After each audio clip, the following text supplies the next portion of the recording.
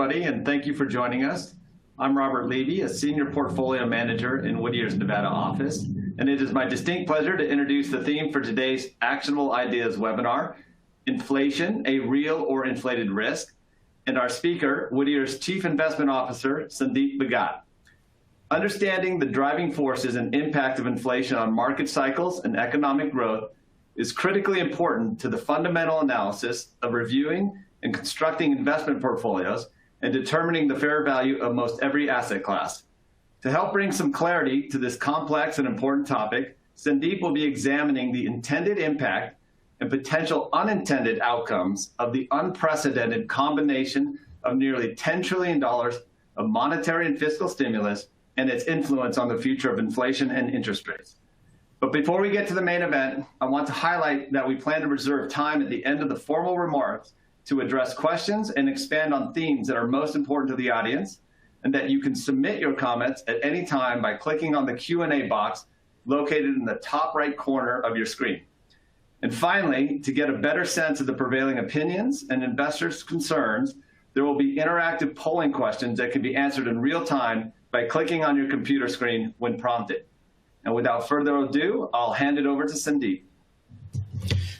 Thanks, Robert. Good morning. It's great to be with you again. We are just about 1 year removed from the depths of the COVID market sell-off. And what better time than the beginning of a new post-COVID era to take stock of where we stand and what lies ahead. At the beginning of the year, we proclaimed that the COVID recession had ended and that a new economic cycle had begun. We find ourselves at this new dawn because of unprecedented progress on two fronts.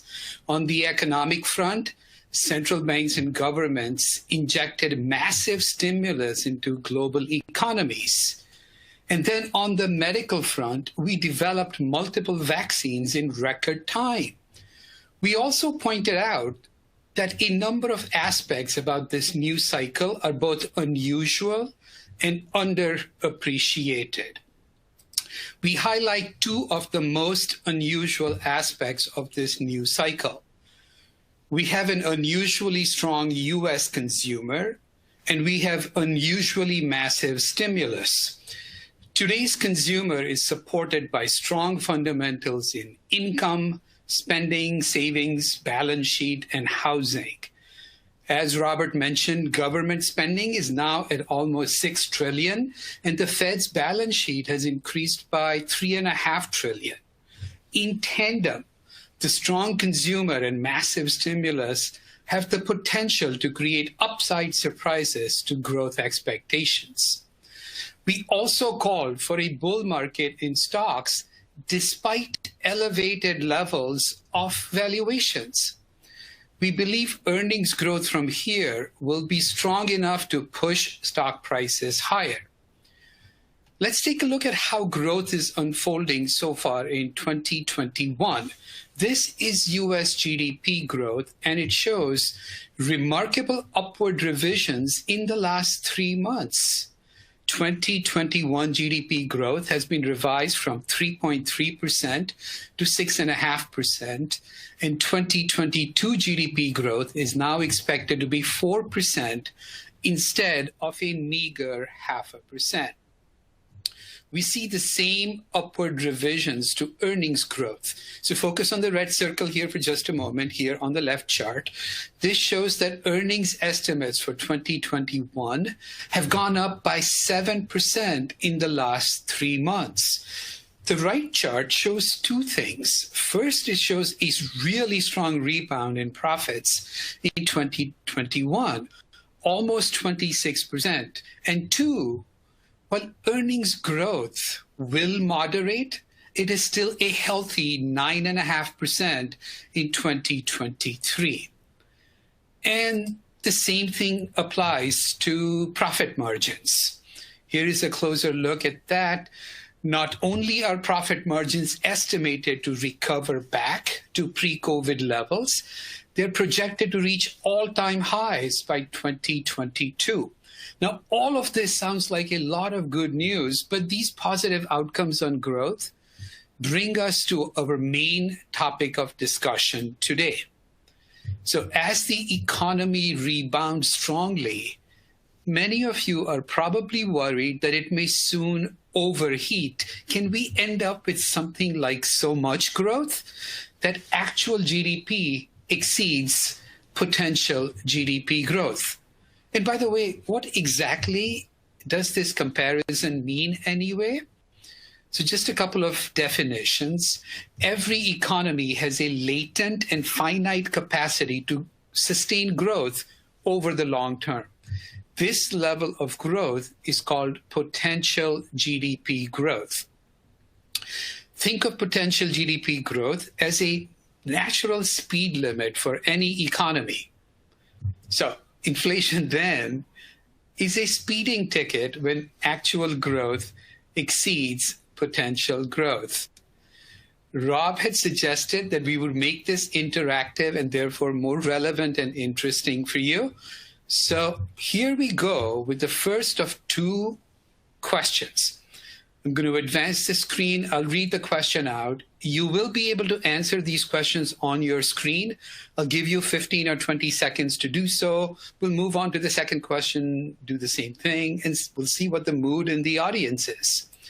So our first question is, in your opinion, will inflation become a major risk in the next 3 years? That's our horizon, the next 3 years. Two choices, yes or no. Simply pick one. I'll give 10 or 15 more seconds so everybody has a chance to respond. There is no going back. And so just about now, I believe that should have been enough time. So here's the big reveal. That's a fairly even split. It's a 60-40 split. 60% of you think that inflation will become an issue as soon as the next 3 years. We will answer all of these questions for you. Let me take you to my second poll question. I'm simply going to increase the time horizon. So it's not 3 years anymore. What do you think about inflation? Will it become a major risk over the next decade? Now we're talking 10 years. Two choices, again, yes or no. The first one helps us form a short-term view on inflation. This is to get a handle on inflation over the long term.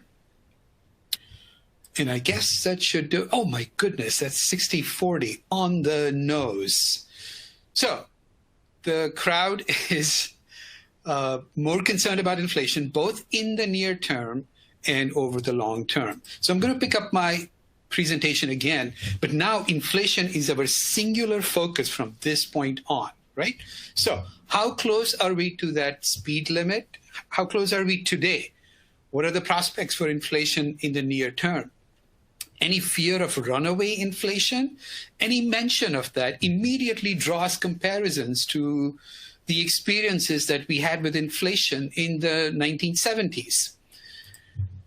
We'll then leave the present and the past behind. And my third section, finally, will contemplate inflation over the long term.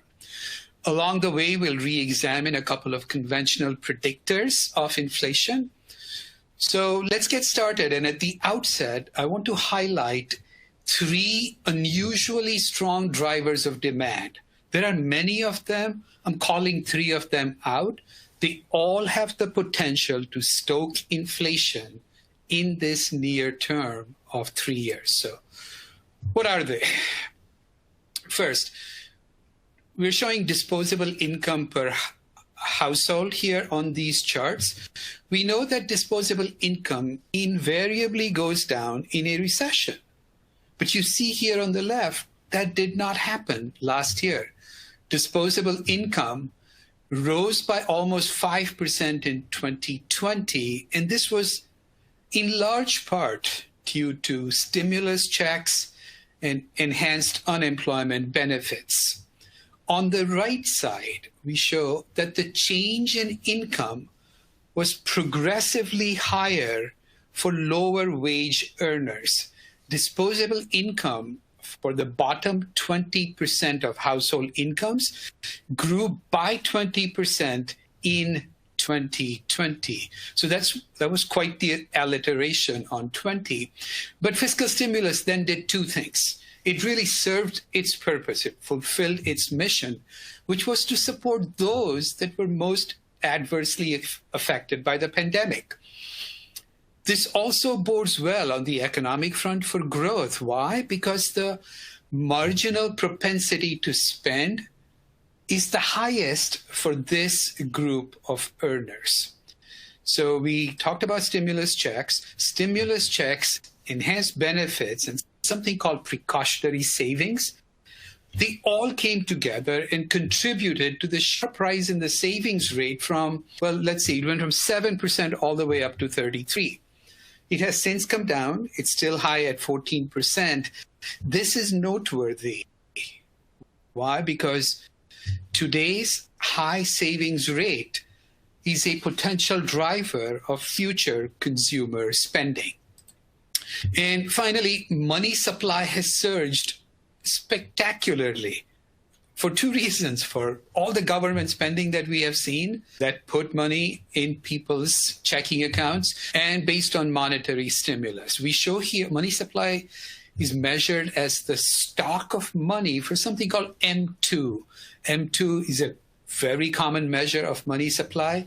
It adds up currency, checking and savings deposits, time deposits, retail money funds. And suffice to say, we have really never seen growth of this nature. It far exceeds anything we have ever seen before. So I will come back to money supply a bit later. We know traditionally rapid money growth has led to stronger economic growth and rising inflation. For now, let's simply acknowledge that it has spiked. We acknowledge its meteoric rise, and that historically it has played a role in predicting inflation. Now, how is the market reacting to these drivers of demand? Not surprisingly, long-term bond yields have started to move higher. This rise in long-term rates has caused the yield curve to become steeper. The spread between the 10-year and the 2-year Treasury yield is now at 150 basis points. That's just about 1.5%. While the yield curve is steeper than it was recently, it is still not as steep as it has been historically. How have inflation expectations changed? Again, no surprise here. They have also moved higher. Inflation expectations now stand at above 2%, 2.2%. This is for the 5-year period that begins 5 years from now. While they're higher than the recent lows, they're still nowhere close to runaway inflation. This is a forward-looking forecast of inflation, looking literally as far out as 10 years, 5 years, 5 years hence. And one final look at what's happening in the real economy with all of these drivers. So we move ahead here, and I'll make a couple of observations. These are related to the pandemic. Supply chain got disrupted. Those disruptions continue to persist today. And we see that across many different industries. Demand has snapped back. It has actually come back faster than production has been able to ramp up. And so as a result, we have higher demand, supply limitations, and this has caused two outcomes. We see the first of these here in this chart. Inventories have declined sharply. This is the U.S. retail inventory to sales ratio. It's now at a 20-year low. The second outcome from that is shown on the chart on the right. This shows the change in prices paid by purchasing managers in manufacturing. And right here at the far right, you see this big increase in prices paid. So over the short term, there is clear upward pressure on inflation from two pandemic-related effects: the pent-up demand on the consumer side and supply chain disruptions. We believe this will push inflation above the Fed's 2% target. So this will happen in the next year or two or three. So we are aligned with that group of respondents who felt that inflation will perk up in the near term. But will it spiral out of hand like we saw in the 1970s? So let's tackle this question head on. We'll just make a head-to-head comparison between then and now. So 1970s to where we are today. The 1970s went through, how do I describe it? It really was a crippling episode of stagflation. Policymakers were confused. They struggled to differentiate between demand pull and cost push inflation. Inflation in the 1970s was caused mainly by supply shocks in oil and food.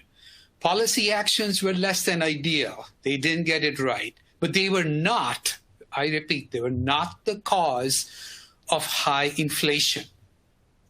Inflation was also affected by something that doesn't get a lot of attention. For the first time ever, the first and only instance, we had peacetime wage and price controls imposed by President Nixon. They began in 1971 and ended in 1974. Couldn't have been a worse time because the decontrol immediately caused wage and price inflation, even as oil shock and oil inflation was running rampant. So we should note this about the 70s. More than 50% of the increase in inflation in each of the following years, in each of 1973, 1974, 1978, and 1979, came from some combination of food and energy. Which begs the following question. Do we have the same risk today? Could we experience similar supply shocks, especially in food and oil? Well, let's build on that theme. So I'm going to keep continuing my comparison of the 1970s to today. So back again to the 1970s, we know there were two oil shocks. We showed them in separate charts. They took place in two distinct halves of the decade. So OPEC, in the first instance, imposed an oil embargo on the U.S. in October of 1973. This was to retaliate against U.S. aid to Israel. So you see on the left here, oil prices almost quadrupled. They went from around $3 per barrel to above 11. The second oil shock came in 1979. We had the revolution in Iran. Iran's oil output declined by almost 5 billion barrels per day. And again, you see on the right, oil prices almost tripled in just over a year. But a lot of things have changed since then. One, OPEC is not nearly as dominant as it was back then. The U.S. is not nearly as dependent on energy as it was back then. The world today has a glut of oil. We have excess oil supply, not a shortage. So let me highlight these themes in the next few slides. Let's crystallize that a little bit. So what are we looking at here? This is OPEC's capacity to produce oil and its actual production. The blue line shows OPEC's total capacity. The green line shows its actual production. The difference between the two, between total capacity and actual production, is the shaded area in blue, the one that stands out at you. Think of this as OPEC's spare capacity. You can see here, we have very little risk today of a supply shock in oil. There is plenty of spare capacity at OPEC. Global demand fell sharply in 2020. That's what created this excess capacity. And let us not forget that the U.S. has become a big oil producer itself. U.S. oil production continues to grow.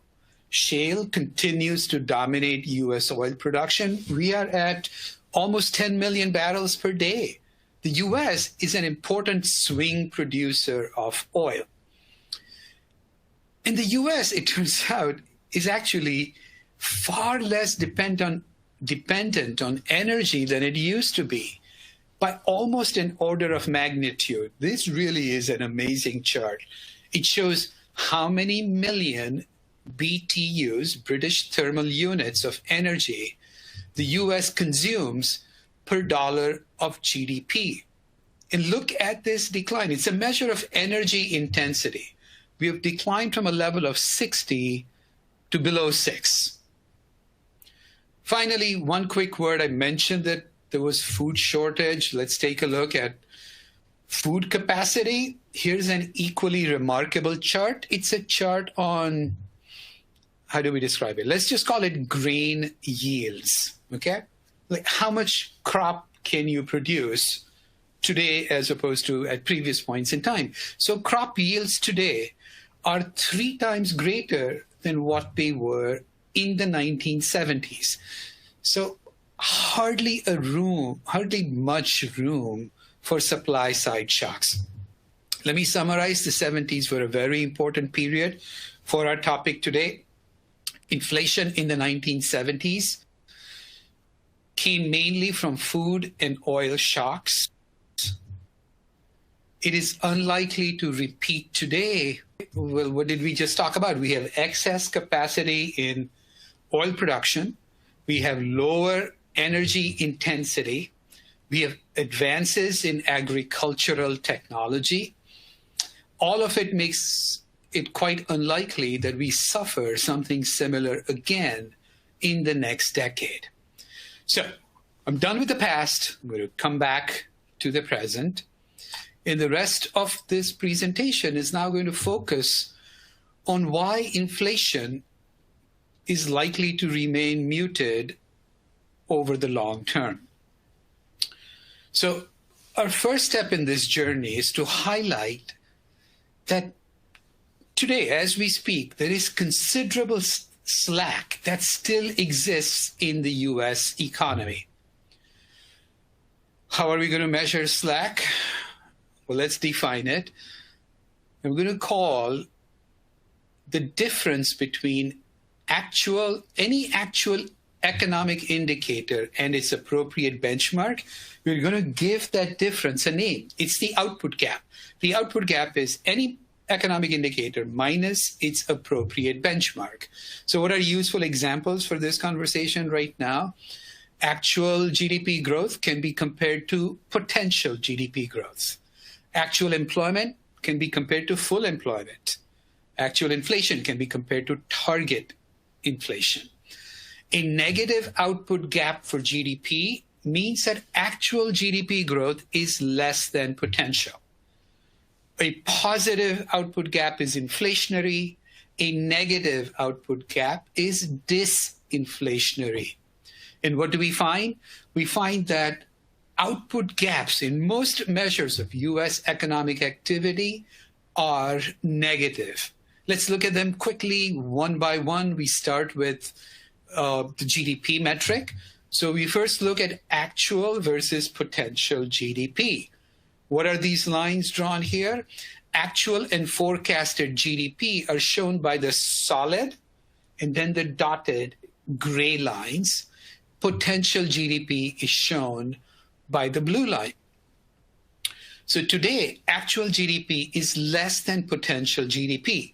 We have a negative output gap today. Inflation is not a major risk today, or it wasn't last month, because we are still below that speed limit. Remember, we introduced the notion of a speed limit.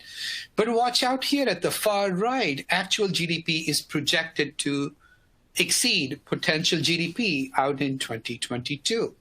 That is when we will exceed the speed limit and experience modest inflation in the short term. What are some other ways to think about slack? Well, let's go to the labor markets. So here we show 2 measures of unemployment. The green line shows headline unemployment. It's a ratio, it's a rate that is also known as U3. This is your most common measure of unemployment. The blue line is a broader measure of unemployment. How is it different? It captures levels of underemployment. It's called U6. And what do we observe with these two metrics of the unemployment rate? The headline U3 unemployment rate has dropped from its pandemic high. It got up to 15%. It's now at 6%. The U6 unemployment rate stands at 10.7. Both U3 and U6 are still higher than their pre-pandemic low. All it means is you still have more unemployed workers, and that represents slack in the labor market. Here's another look. On the left side here, we lost 22 million jobs in the pandemic. On the right, we show that we have recovered 14 million of them, but we are still 8 million jobs below pre-pandemic levels. Those missing 8 million jobs represent slack in the labor market. I said we could also measure slack by just comparing actual and target inflation. So on this chart, we do that. We plot inflation. We use the Fed's preferred measure of inflation, that is the Personal Consumption Expenditures Index, the PCE index. For sake of simplicity, I draw your attention to the blue line. Blue line shows core PCE. This strips out food and energy prices. The Fed has long established a target of 2%, and core PCE has averaged well below 2% for the last 20 years. Let me close out the discussion on slack with two quick observations. We look at the impact of commodity prices, and we kind of go back to the labor market one last time. So on the left here, show oil prices. They have gone up in recent months. Even then, they are well below the average levels of the last 20 years, suggesting on the left that commodity inflation is still muted as we speak right now. And here's one final variant to the labor market shown on the right. It focuses on the labor force participation rate. What is it? That rate is the percentage of the working age population that is either working or looking for work. And you see the big drop in labor force participation, indicative of more slack in the labor market. So let me continue all the arguments for muted inflation over the long term. I'm going to take a look at a couple of relationships that have helped us understand why inflation has gone up. And the question we ask is, will this happen again? So what are we putting under the microscope? The first comes right off a textbook, or sounds like this is a classroom. And Professor Bhagat is going to refer to something called the Phillips curve. The Phillips curve is simply the inverse relationship between unemployment and inflation. In English, it says low unemployment causes high inflation, and high unemployment leads to low inflation. Now, people who buy into this theory worry that there is some low level of the unemployment rate out there, which will be sufficiently low that it triggers wage inflation. The second is a very popular tenet of what we call traditional monetarist economists and that field of economics, from which Milton Friedman made this really telling and direct quote. Inflation is always and everywhere a monetary phenomenon. This claim is based on something called the quantity theory of money. Well, the name doesn't matter. The principle of this framework says the value of all the transactions in an economy is equivalent to the amount of money circulating in that economy. take my word for it, this framework helps establish a direct relationship between prices and money supply. So let's take a look at both of these and see how they have worked in recent years, more importantly, how they might work in the future. So two charts here, back to the Phillips curve, unemployment and inflation. On the left, we show the Phillips curve as it existed in the 1960s. Inflation is on the y-axis, the unemployment rate is on the x-axis, and you see a nice, clean, convenient, inverse relationship. Inflation is high when unemployment is low, and vice versa. The chart on the right, however, is a different story. It's the same relationship between inflation and unemployment, but removed just beyond the 60s. So it looks at the relationship from 1970 to 2020. That's a full 50-year period. And you don't see nothing. There is no inverse relationship. There is really no pattern. The Phillips curve was intact in the 1960s, but it seems to have broken down in the last 50 years. And the relationship over the last decade has been even more distorted. This is simply the last 10 years. The blue line shows unemployment. The unemployment rate dropped. Then it went up. Then it dropped again. But through all these gyrations, inflation remained consistently below 2%. They didn't move in tandem or in lockstep. So our understanding is that labor has gradually lost pricing power. It cannot demand higher wages. It's weak in its ability to pursue wage inflation. Why? Technology continues to displace human capital, and unionizations have declined. So we believe this relationship, if you're worried that unemployment will get too low and unleash inflation, we suggest through this evidence that that may have some limited value going forward. Let's take a look at money supply, because that's the really scary chart, right? We saw money supply just explode. So let's take a look at that explosion one more time. We've previously showed dollar amounts of money supply. We're going to show it a little differently. This is still M2, but this is year-over-year growth. The recent spike in money supply represents growth of 25% in this short period of time. It dwarfs the growth rates from the 1970s. We called it out in this red box. Now, this picture right now, those 60% of you that were worried about inflation over the long term, you are really alarmed. Because what do we know? We see money supply was high in the 70s. There was a big increase in money supply. And inflation was also high. Doesn't that suggest that they're connected, that one led to the other?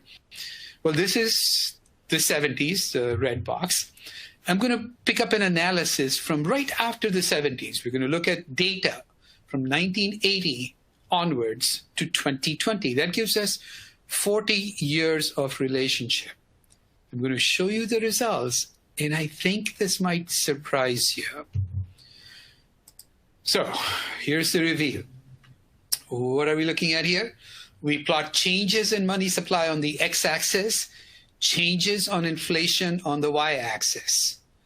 Theory and your instincts would have suggested that there is a positive relationship, that when money supply became high, the change in inflation would be high as well. But that is visually and then statistically not the case. There is virtually no relationship between money supply and inflation. I hope this picture allays some of your concerns about the sharp rise in money supply. And at the risk of becoming a little more detailed or nuanced, I'm going to use my judgment to kind of go to a topic which is related to money supply, which may shed some more insights. So let me advance my slide here. And what I'm showing, friends, here is something called the velocity of money. So how should we think about this? Think of the velocity of money as the number of times each dollar of money supply gets spent in the economy. It's total GDP divided by total money supply. Okay. Now you see in this chart that the velocity of money has declined steadily in the last 20 years. Now, this is a truism. If the velocity of money declines during a period of expansionary monetary policy, it can actually offset the increase in money supply.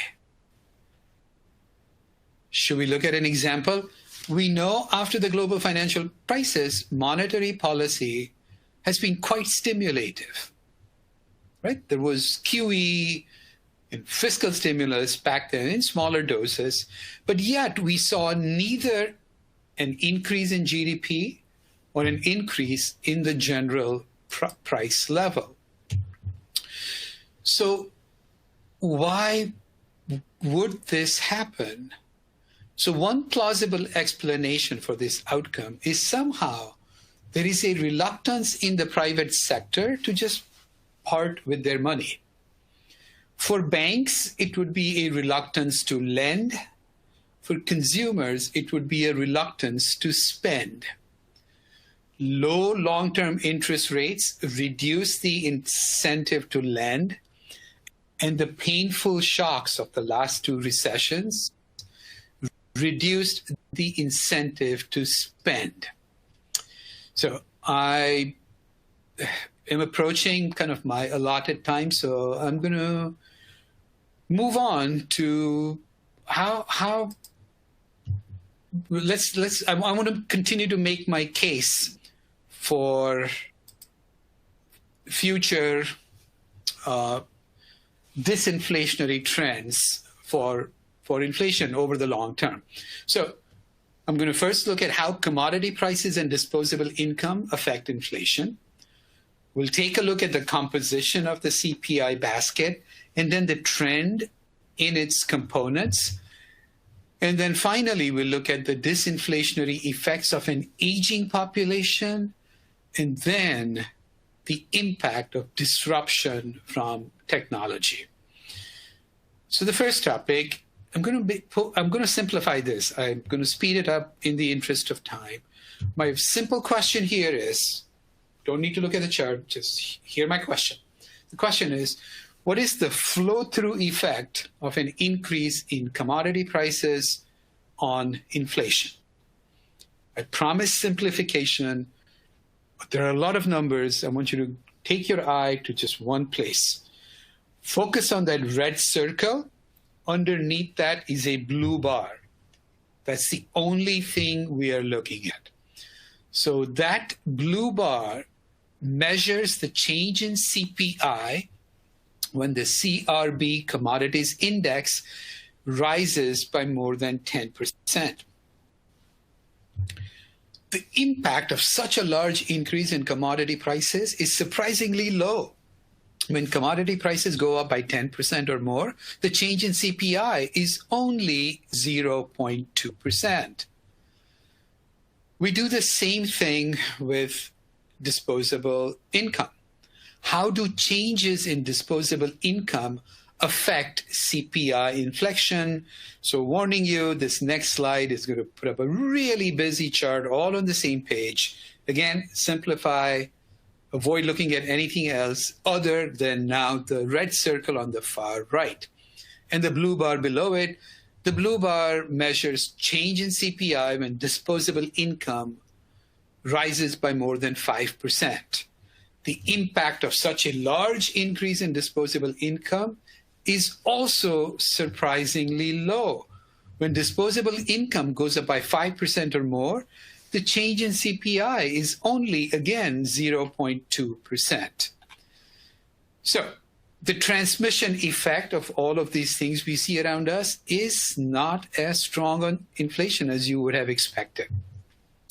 What are we going to do next? Let's take a look at the CPI basket. So these are the components of the CPI basket of goods. The biggest homogeneous component is shelter in the light blue. And then going clockwise, that's followed by healthcare, then by education. I'll stop there. These three sectors make up almost 60% of the core CPI basket.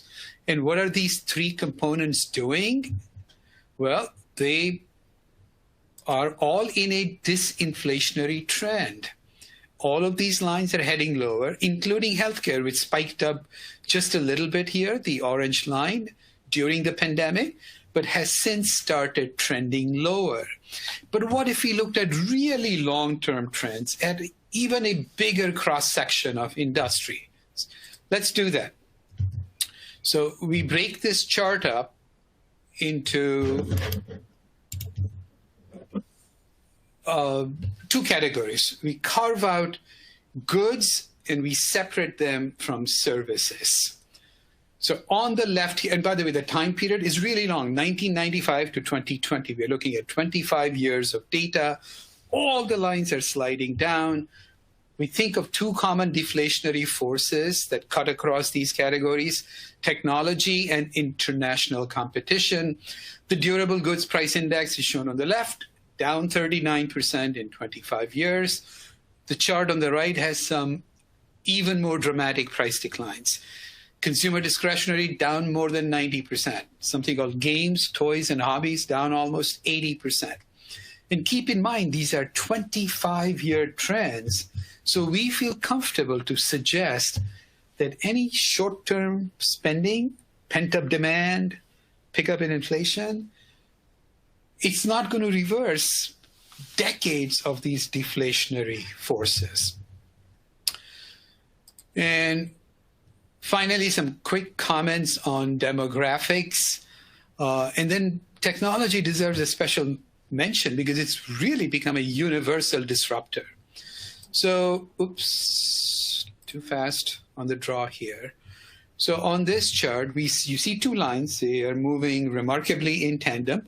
The blue line is the growth in the US labor force over rolling 10-year periods. And the green line is the 10-year Treasury bond yield. Labor force growth and bond yields both peaked around 1980 and have been steadily declining since then. The decline in the labor force can be attributed to an aging population. Retirees tend to spend less, and this progressively lower demand for goods and services therefore exerts downward pressure on both growth and inflation. And finally, technology, really my last slide. We will be able to get off into Q&A and some summary takeaways. Technology, what can I say here? Really powerful deflationary force. What has it done? It has increased productivity. It has given us price transparency. It has lowered production costs. It has disrupted business models in virtually every sector. It is so pervasive that we have long stopped thinking of this sector as a rigid vertical. It's really best thought of as a horizontal that cuts across everything in our economy, which is why we found this chart particularly interesting. It shows the impact of technology in different sectors. So a lot of bars, the blue bars mean producer price index without technology. The orange bars show PPI with technology. In each instance, the orange bars are smaller than the blue bars. And the takeaway is, on average, technology has reduced inflation by 46 basis points, more in some sectors, less in others. So I think I covered a lot of ground. I think I spoke fast, went at rapid fire pace. So I need to catch my breath, and for your sake, allow me to wrap this up. Let's draw some key takeaways from everything that we have discussed. First observation, we expect growth is going to exceed to the upside. We'll have upside surprises to growth in the next few years. Our second key takeaway was that there are two effects coming out of the pandemic that will exert inexorable upward pressure on inflation in the near term. These include supply chain disruptions and pent-up demand. And finally, we do expect that these inflationary forces will abate over time. So much like the Fed, we think this is transitory for it to then subside. Why will that happen? Growth will normalize. You won't get 6% GDP growth for more than a year, perhaps. It will come down to between 2 and 3%. Unemployment and money supply have become less reliable predictors of inflation. And finally, demographics, internal competition, and technology will all moderate inflation in the long run. At the 45-minute mark of our session, after 40 minutes of my comments, Rob, I'm happy to tell you that I'm done at my end. Please create a preamble to the questions. I'm sure you received many of them. And if you make it a long-winded question, I'll be grateful. It will allow me to take a sip of this water. So let me put up the full laundry list of summary and takeaways so you can continue to browse them. Robert, I am all yours. Great. Well, thank you for that comprehensive review. There were several questions related to the factors that are currently driving down the velocity of money. Could you please expand on the issue, and do you expect velocity to continue in its decline? So this gets really complicated and really tricky. And if we spoke about the velocity of money, starting with M2 and connecting it to GDP, there is yet another dimension to this topic, which is a connection between M2, that's common in the two strands of thinking, but to something called the monetary base, which is the foundation of our banking system. The monetary base is the sum of currency and all bank reserves. We have a fractional banking system. If I deposit $100 in the bank, all they need to do is keep $10 back, and they're able to lend 90% out. That creates a multiplier effect. My same $100 ends up with $90 getting lent out again. Somebody borrows and somebody spends them. And then eventually it grows into this thing called money supply. Not only is velocity of money low, this thing called the money multiplier is low as well. And Robert, to the best of my thinking, we have seen this decline has been very pronounced through the GFC and then through COVID. And I think it goes back to damage on balance sheets. So through the GFC, banks were close to being decimated. They took these extra reserves and they used it to repair their balance sheet instead of lending it out. Then we did all this QE, and we have fretted about a flat yield curve or an inverted yield curve where long-term rates are below short-term. That again creates no incentive to lend. The GFC was painful for the consumer, as was the COVID recession. When you're shell-shocked, you don't spend. And so, hoarding is an unflattering word, but that has gone on for about 15, 20 years. If we don't get another black swan unexpected event, I do expect this to change and for money velocity to pick up. Great, thank you. We also had some questions related to technology and its impact on the economy, including productivity gains and the labor force. Could you please expand on your thoughts there? Wow, that's a super open-ended question. Very well packaged. There are three moving parts: growth, productivity, technology. I'll do my best to answer it. So the connection between technology and productivity gains is not nearly as sharp, precise, or accurate as one might like or expect, most productivity measures were built and they evolved for the manufacturing economy. We have still not captured several aspects of productivity gains that result directly from technology. This has profound implications. I introduced the concept, I'll try and kind of weave the second part of your question into the first. We talked about something called the potential GDP growth of any economy. It's its natural speed limit. Well, that potential growth is composed of two factors. Is the size of your labor force growing, yes or not? And then is the productivity of your existing workers growing, yes or not?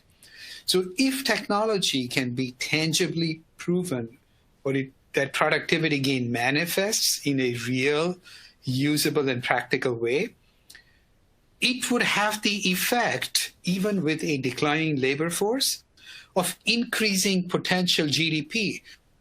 Increasing potential GDP is like increasing your speed limit. In a higher speed limit zone, you have less chance of getting a speeding ticket. That's profound because that would be disinflationary.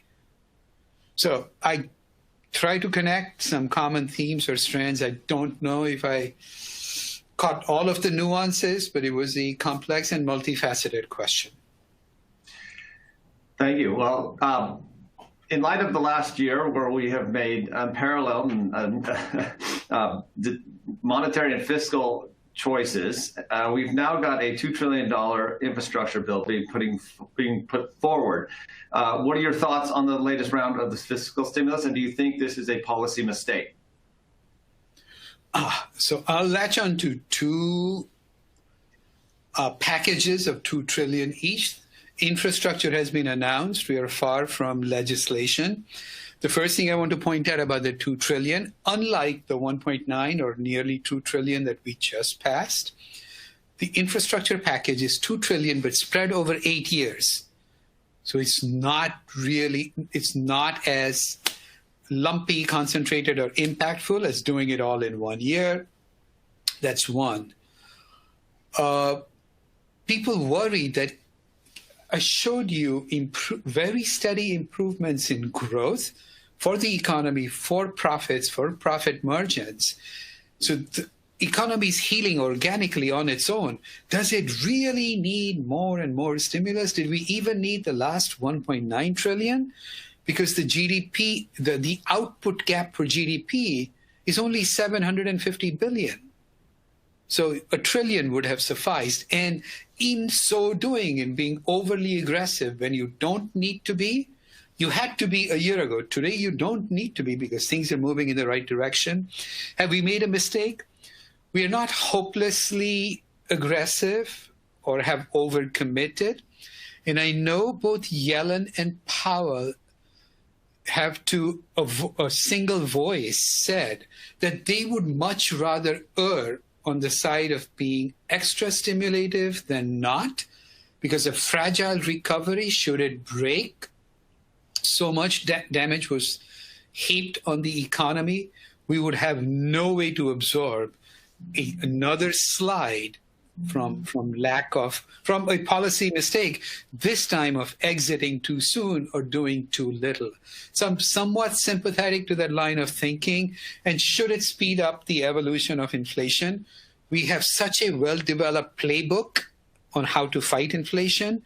We don't have that for disinflation or deflation. Great, thank you. We also had a few questions related to the continued march of globalization and the moving away of carbon-based energy sources to renewable sources, and how that will ultimately affect the influence inflation here in the United States. Wow. Another smart package of really three questions packed into one. So you mentioned globalization, and I was loath to use that word in my remarks. I think I put in a surrogate or a proxy for it. I made reference to something called international competition. Globalization is becoming a little controversial. It was on a tear, and it did play a big role in creating disinflation. because production migrated to the lowest cost of production, and that had the effect of bringing prices down. The pandemic taught us a lesson that everything that we took for granted, one of which was free movement of goods, services, people, and capital across borders, no questions asked. Well, that was not a given. You couldn't get on an international flight. So that trend may reverse through reshoring instead of offshoring. And so at the margin, it's still, so I'll hide behind the international competition. It still remains a big force. The trend towards less of a carbon footprint, a departure from fossil fuels to clean energy, to the extent that they become commercially viable. They have been around for such a long time. The biggest virtue of oil is that it is incredibly efficient to burn and to store and to transport. Everything else needs massive machines or huge amounts of land. The day when those become viable, I think we'll be in a better place. I do worry about infrastructure packages that are aimed to promote the development of these energy sources. There is so much room for misallocation, bureaucracy, politicians not understanding the underlying technology. So I hope it is done selectively and we don't end up with a lot of waste. Wasted stimulus will hurt us. If the stimulus is put to good use, it will help us. Great. Well, thank you. I believe that would comprehensively address all of the questions that have been put forward, or the themes and the topics, as we reach the top of the hour. And is there any last remarks you'd like to offer? So, hey, Robert, I just realized that I do need to make the lawyers happy. So for ever such short time, I do want to put our disclosures slide up. Rob, am I to understand that we are done with Q&A? I know we're within 3 minutes of the hour that we had asked our guests to spare. So should I just wrap up and bring this to a close? Yes, thank you. Yeah. What can I say, friends? It's great to connect with all of you again. I can't make eyesight with you. I can't wait to meet you in person. I do think, we are at a very key inflection point. If you had submitted a question that I was unable to get to because of time constraints, we will track them, and you have my commitment that I will respond to those questions by email. If you still have lingering questions or think of any tomorrow, please do reach out to your client advisor or portfolio manager from Whittier. They will answer them. If not, I'm happy to personally respond to all of your questions. And all I can say is, until we meet next, in the meantime, I can't propose a toast this early in the day. So let me just leave you with a thumbs up to the new post-COVID era. Thanks for joining us. Thanks for dialing in. We'll see you soon.